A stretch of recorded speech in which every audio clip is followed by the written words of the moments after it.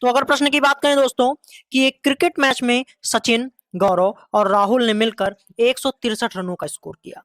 सौरव और राहुल ने मिलकर सचिन के स्कोर के 2 गुने से 4 रन अधिक किए, तो सौरभ ने कुल कितने रन स्कोर किए दोस्तों? तो आइए देखते हैं कि कैसे करेंगे इस प्रश्न को। ऑप्शंस आपके सामने हैं। अब दोस्तों कैसे इसका सॉल्यूशन मैं आपको दिखाता हूं।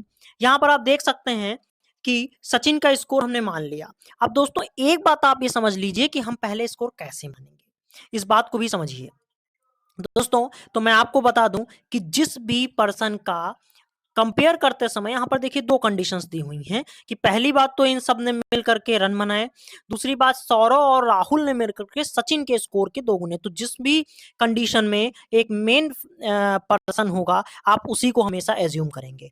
अब आप एज्यूम करते हैं और अकॉर्डिंग टू कंडीशन सौरभ और राहुल का स्कोर आपको दिया हुआ था और यहाँ कंडीशन दी हुई थी कि 2 गुने से 4 रन अधिक हैं, तो वहां पर आपने उस कंडीशन को पुटअप किया और यहां आप देख सकते हैं दोस्तों कि आप 163 बराबर आपका ये 163 माइनस 2x बराबर ये 4 हो जाएगा और उसके बाद में ये x दोस्तों यहाँ पर थोड़ा सा मिसप्रिंट हो गया है। अगर यहाँ पे मैं देखूं तो ये हो जाएगा ये x बराबर 159 माइनस 2x और जब ये 2x उठ करके इधर आएगा तो ये बन जाएगा 3x बराबर 159 और x बराबर 53। अर्थात सौरभ के जो दोस्तों अंक थे वो आपके निर्धारित उनको नहीं किया जा सकता है।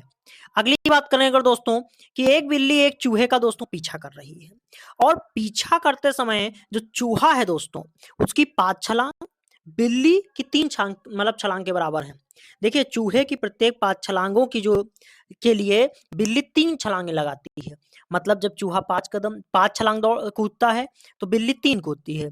और दूसरी कंडीशन दोस्तों आपके सामने है कि बिल्ली की 2 छलांगे चूहे की 3 छलांगों के समान है। अब बिल्ली और चूहे की जो चालें हैं उनका अनुपात बताना है। दोस्तों इस प्रश्न को हम कैसे कर सकते हैं, तो इसके लिए दोस्तों आप समझिए, पहले एक बात समझिए और बात आपको दोस्तों क्या समझनी है।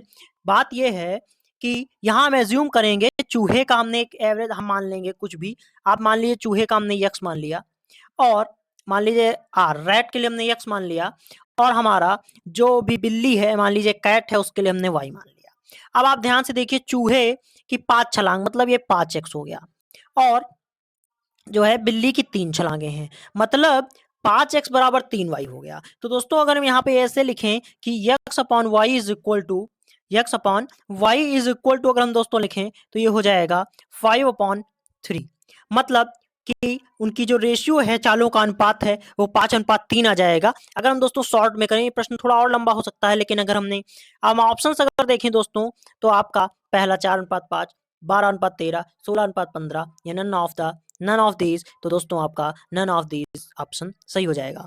अगले प्रश्न की ओर दोस्तों चलें कि दो संख्याओं का अनुपात 5/6 है, यदि उनका मासापा या 11 है तो उनका लासा क्या होगा। दोस्तों ऑप्शंस आपके सामने हैं 320, 220, 330 या कोई नहीं। अब दोस्तों अगर इस तरह के प्रश्न आपको कोई भी कभी भी मिल जाता है तो आपको दोस्तों टेंशन बिल्कुल नहीं लेनी है और नॉर्मल वे में आप कैसे करेंगे इस क्वेश्चन को। पहली बात तो ये समझ लीजिए, हमें एक दोस्तों पता है, हमारा सूत्र हमको पता है कि लासा गुणे मासा बराबर क्या होता है दोस्तों, फर्स्ट नंबर और गुणे सेकंड नंबर।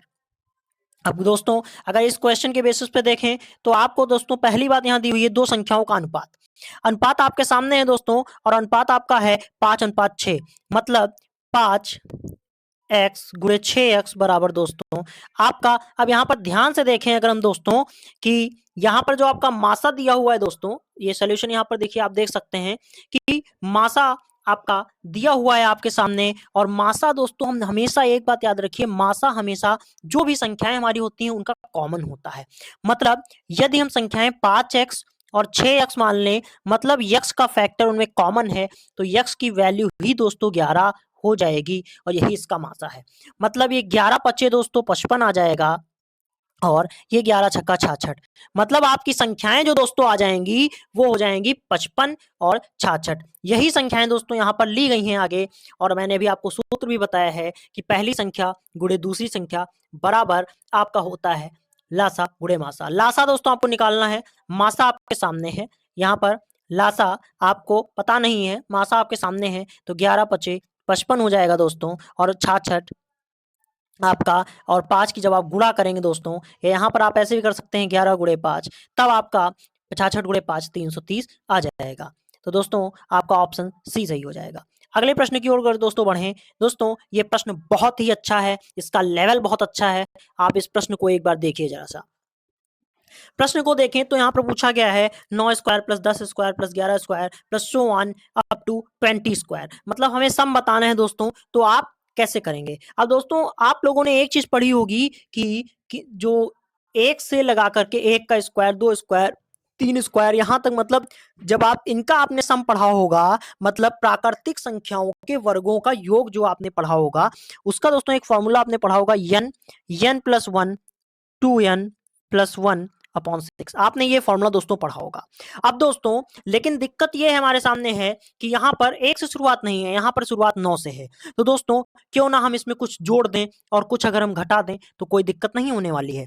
मतलब हमें आवश्यकता है अभी शुरुआत के 1 से 8 तक की गिनतियों की। तो पहले आप 1 से 20 तक की कुल गिनतियां लिख करके उनमें से अगर हम 1 से 8 तक वाली गिनतियां हटा दें तो भी हमारा सेम ही हमको मिल जाएगा। तो देखिए आप दोस्तों यहाँ पर यही किया गया है कि आपको 1 square plus 2 square plus up to 20 square तक इसमें टोटल सम निकाला गया, और उसमें से वो वाला हमने जो, मतलब हमने एक बार क्या किया दोस्तों कि 1 से 8 तक के संख्याओं का स्क्वायर हमने जोड़ा, और उसके पश्चात दोस्तों हमने क्या किया, हमने किया ये कि हमारी, आप देख सकते हैं कि एक बार हमने जोड़ लिया तो जोड़ने वाला जो जोड़ने का पार्ट है वो हमारा इसके अंदर आ गया, और जो हमने एक बार घटाएंगे तो वो पार्ट हमारा यहाँ आ गया। अब दोस्तों हमने वही फॉर्मूला यहाँ पर लगा दिया कि n plus 1 2n plus 1 upon 6, जो कि 1 से संख्याएं, जो वही आपकी प्राकृतिक संख्याओं के वर्गों का योग होता है, वो हमने सूत्र यहाँ लगाया। और यहाँ पर भी दोस्तों हमने वही सूत्र लगाया कि n आपका 20 हो जाएगा दोस्तों, यहाँ पर 20 है और यहाँ पर 8 है, तो वही हो गया 20 प्लस 1 2 गुणे 20 प्लस 1 अपॉन 6 और माइनस ये। अब यहाँ पे दोस्तों आप सोल्यूशन फाइंड आउट करेंगे, गुणा करेंगे, जो भी सोल्यूशन आप कैलकुलेशन दोस्तों आप अपने आप कर लीजिएगा, और करके आप जब देखेंगे तो आपको ये आपका आंसर मिल जाएगा। और अगर दोस्तों सही आंसर की बात करें तो आपका ऑप्शन नंबर सी आपका आ जाएगा। अगली बात करें दोस्तों, मैं सिर्फ, मेरा मोटिव आपको सिर्फ मेथड बताना है दोस्तों कि आप कैसे कर सकते हैं और आप समझ सकते हैं। अब दोस्तों अगला प्रश्न जो आ रहा है, ये देखिए दोस्तों, अगर वीडियो अच्छी लग रही है तो प्लीज़ आप उसे लाइक करके शेयर करें, मैक्सिमम लोगों तक पहुंचा दें, क्योंकि मैंने जो ये तैयार की है सीरीज, ये आपकी डीएसएसबी जो आपके इन फ्यूचर में एग्जामिनेशन डीएसएसबी का एग्जामिनेशन होगा, या यूपी एडेड आपका जो जूनियर भर्ती निकला था, या आपके अभी जो वैकेंसीज आप जानते हैं आने वाली हैं, आपके शिक्षा विभाग में बहुत ज़्यादा वैकेंसी आने वाली है। तो दोस्तों इन सभी को देखते हुए मैंने स्पेशल ये सीरीज तैयार की है, जिसमें हर तरह के प्रश्न को लेते हुए मैंने ये श्रृंखला तैयार की है। तो उम्मीद करता हूं कि आपको पसंद भी आएगी, और अगर पसंद आए तो प्लीज लाइक करते हुए शेयर कर दीजिएगा, ताकि अन्य लोगों तक भी पहुंच जाए। अब दोस्तों आप देखिए कि आपके सामने जो प्रश्न है लिखा हुआ है, what is the reminder when 7 की पावर 1287 इज डिवाइडेड बाई 172। दोस्तों कैसे इस प्रश्न को करेंगे, तो इस प्रश्न को सबसे पहले हम समझते हैं कैसे हमें करना है। दोस्तों आप ध्यान दीजिए, इसका सॉल्यूशन मैं आपको दिखा रहा हूं। इसके सॉल्यूशन के लिए आप एक बात दोस्तों पहले समझिए कि आपको इस प्रश्न को कैसे करना है। यहां पर यह कहा गया है कि यदि हम दोस्तों, आप ध्यान से देखिए कि हमें करना क्या है। हमें दोस्तों करना यह है कि हमें यहां पर 7 की पावर 1287 को दोस्तों क्या करना है, 172 से भाग देना है। अब दोस्तों देखिए इसके लिए हम क्या करेंगे, इसके लिए दोस्तों हम क्या कर सकते हैं, इसके लिए हम करेंगे ये कि हमें क्या करना पड़ेगा, मान लीजिए हम यहाँ पर ये लिख सकते हैं, आप यहाँ आगे देखिए कि 7 की घात 3, हम यहाँ पर क्या करेंगे, 7 की घात 3 का देखिए हमने इसमें बना लिया, मतलब 3 गुणे 429 करें तो हमें 1287 मिल जाएगा। अब दोस्तों अगर हम 7 की घात 3, आपको पता है 343 होता है दोस्तों, और 343 को हम लिख सकते हैं 172 प्लस 171। दोस्तों ऐसा हमने क्यों किया है, इसका मैं आपको कारण बताता हूं। इसका कारण यह है कि 172 से आपका 172 पूरा पूरा खत्म हो जाएगा, मतलब रिमाइंडर आपका 0 बचेगा, यहां से हमसे कोई मतलब नहीं है। अब दोस्तों यहाँ 171 ऊपर है और नीचे 172 है। दोस्तों अगर मैं आपका सोल्यूशन यहां पर दिखाऊं तो आप देख सकते हैं दोस्तों कि इसका सॉल्यूशन बहुत बड़ा है। आप यहाँ से देख सकते हैं ये द्विपद प्रसार जिन लोगों ने आपने फर्स्ट ईयर इंटर में पढ़ा होगा तो उससे यहाँ पे सॉल्व किया गया है। ये कैलकुलेशन ये आप देख सकते हैं बहुत बड़ा क्वेश्चन यहाँ पर ये लगा करके तब आपका आंसर आया है। लेकिन दोस्तों मैंने ये वीडियो ट्रिकी बनाई है इसलिए मैं अब आपको ऐसी ट्रिक बताने जा रहा हूँ जिससे आप चुटकियों में इस प्रश्न को कर देंगे। तो देखिए दोस्तों, याद रखिए दोस्तों, जब भी आपका फैक्टर कभी भी ऐसा बन जाए x की power n minus 1 upon x, तो दोस्तों हमेशा रखिए कि वो हमेशा और हमेशा x माइनस 1 से डिवाइड हो जाएगा पूरा पूरा, और आपका आंसर जो रिमाइंडर बचेगा वो दोस्तों 1 बचेगा, 1 जी। तो आप देख सकते हैं दोस्तों आपका यहाँ पर जो बन रहा है वो 171 की घात 429 बटे 172 बन रहा है। मतलब आप ध्यान दीजिए कि यदि हम 172 को दोस्तों, अगर हम 172 को दोस्तों आपका n मान लें तो n माइनस 1 आपका हो जाएगा 171, और इस बेसिस पर आप समझ सकते हैं कि जो मैंने फॉर्मूला आपको बताया वो बिल्कुल सटीक है। आप ध्यान रखिए, यहाँ पर देखिए, आप यहाँ पर ये मैंने ये यहाँ पर एक क्लू आपके लिए, ये इस बॉक्स में एक क्लू आप याद रख सकते हैं कि a माइनस 1 की power n upon a always divisible by, यदि n सम संख्या है तो शेषफल दोस्तों 1 आ जाएगा, यदि n विषम संख्या है तो शेषफल a माइनस, मतलब उनमें से एक कम आ जाएगा। मोस्ट इंपॉर्टेंट दोस्तों ये क्वेश्चन था। तो आप इस तरह के प्रश्न पूरी संभावना है पेपर में बनने की। अगला प्रश्न अगर हम देखें दोस्तों कि p की power x is equal to q की power y is equal to r की power z and p square Q R is equal to 1, तो दोस्तों कैसे करेंगे आप इस प्रश्न को, आपको ये समझना है। मान हमें दोस्तों निकालना है 1 upon X plus 1 upon Y plus 1 upon Z. मान हमें दोस्तों किसी का नहीं पता है तो दोस्तों कैसे करेंगे। जब भी दोस्तों याद रखिए कि आपको ये सीरीज इस तरह की मिल जाए, मैं आपको सिर्फ तरीके बता रहा हूं, आप इस चीज को समझिए। ऐसा सिस्टम जब भी मिल जाए आपको तो आप इज इक्वल टू के दोस्तों मानिए आप उसको। और एक चीज याद रखिए, मान लीजिए पी की पावर एक्स बराबर के लिखा है, जब भी दोस्तों हम यहाँ पर यक्स का मान, सॉरी दोस्तों, अगर हम p का मान निकालें तो k की पावर ये 1 अपॉन, इधर जब हम इसको ट्रांसफर करेंगे 1 अपॉन x बन जाएगा जी। अगर इसी तरीके से मान लीजिए हमको q का निकालना है, मान लीजिए हमें q का निकालना है तो q का क्या हो जाएगा, k की पावर 1 अपॉन y। इसी तरीके से मान लीजिए हमको निकालना है दोस्तों r का निकालना है तो k की पावर 1 अपॉन z। दोस्तों ये मान हमने क्यों निकाले, अब आप ये भी समझिए। यहां जो आप देख रहे हैं पी स्क्वायर क्यू आर, ये जो दिया है हम इसमें इसका मान रख देंगे। अब आइए दोस्तों मैं आपको इसका सॉल्यूशन दिखाता हूं पूरा। देखिए दोस्तों वही यहां पर किया गया है जैसे मैंने बताया। यहां पर आपका मान आपने निकाल लिया पी क्यू आर का, आपने इस कंडीशन में पुटअप किया। अब जब आपने कंडीशन पुटअप की दोस्तों, आप ये देख सकते हैं यहाँ 1 के बाद में यहाँ k की पावर 0। याद रखिए दोस्तों कि जब भी मान लीजिए कोई a की पावर 0 है तो वहां हमेशा 1 आ जाएगा, ये चीज आप हमेशा याद रखिए। अब यहां कंपेयर करेंगे दोस्तों तो के दोनों तरफ साइड उसका जो बेस है वो कॉमन है, आपकी ये कंडीशन ऊपर की इक्वल हो जाएगी। इसको हम ऐड करेंगे। अब दोस्तों आप यहाँ पे थोड़ा ध्यान दीजिए, क्या आपको दोस्तों ध्यान देना है कि ये 2 अपॉन एक्स है, 2 अपॉन एक्स था तो इस 2 अपॉन एक्स को हमने 1 अपॉन एक्स और 1 अपॉन एक्स 2 एक्स में तोड़ लिया दोस्तों। अब हमें क्या करना है, हम इस वाले 1 अपॉन एक्स को दोस्तों उठाकर इधर ले आएंगे। क्यों ले आएंगे दोस्तों, कि हमको मान निकालना है 1 upon X plus 1 upon Y plus 1 upon Z. तो दोस्तों आपका जो उत्तर आ जाएगा वो दोस्तों आ जाएगा यहाँ पर थोड़ा सा मिसिंग है दोस्तों, -1 अपॉन एक्स आ जाएगा। यही आपका ऑप्शन बी सही हो जाएगा।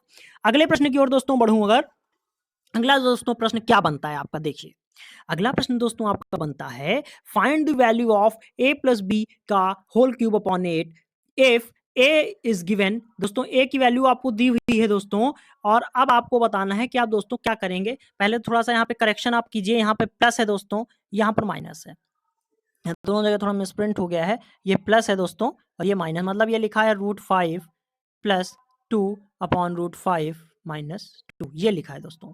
अब दोस्तों समझिए कैसे करेंगे आप इस प्रश्न को। सबसे पहले मैं आपको दोस्तों बता दूं, आपके सामने यहाँ पे एक चीज दी हुई है, लिखा है a b is equal to 1, मतलब हम यहाँ लिख सकते हैं b is equal to 1 upon a. दोस्तों ऐसा क्यों हमने किया, क्योंकि a की वैल्यू तो हमको दी हुई है, मतलब a तो दिया हुआ है, b निकालना है तो b क्या करेंगे 1 अपॉन ए कर देंगे, मतलब b का उल्टा। तो उल्टा दोस्तों करने पर आप समझ सकते हैं कि आपका जो ये फैक्टर है कहाँ पे पहुंच जाएगा दोस्तों। मैं आपको सोल्यूशन पूरा दिखाता हूं कि ये आपने यहाँ पे किया b is equal to 1 upon a आ गया दोस्तों, तो ये आपका पलट गया, मतलब -√5 -2 अपॉन ये √5 प्लस 2 बन गया। अब दोस्तों मैं आपकी एक ट्रिक इसको समझाता हूँ। जब भी आपको ऐसी कंडीशन दी हुई हो, मान लीजिए दोस्तों आपका फैक्टर दिया है, मैं आपको इसकी ट्रिक बता रहा हूँ, ट्रिक से याद रखिए।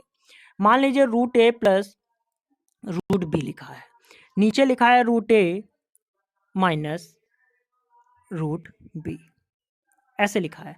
या एक टाइम के लिए दोस्तों मान लीजिए आप, चलिए 1 मिनट, आप मान लीजिए आपका यहाँ पर दोस्तों मान लीजिए आपका लिखा हुआ है रूट ए, यहाँ पर माइनस रूट बी, यहाँ लिखा है root a root plus b root b. ठीक है दोस्तों, अब आप इसको कैसे करेंगे, मैं इसको शॉर्ट वे आपको बताता हूँ। शॉर्ट वे दोस्तों ये है कि आपको कुछ खास नहीं करना है, आपको इतना याद रखना है दोस्तों, मैं तो यहाँ पर संख्याएं आपको बता रहा हूँ, बस आपको क्या याद रखना है, आप इतना समझ लीजिए, समझिए आपका क्वेश्चन दोस्तों हो चुका है।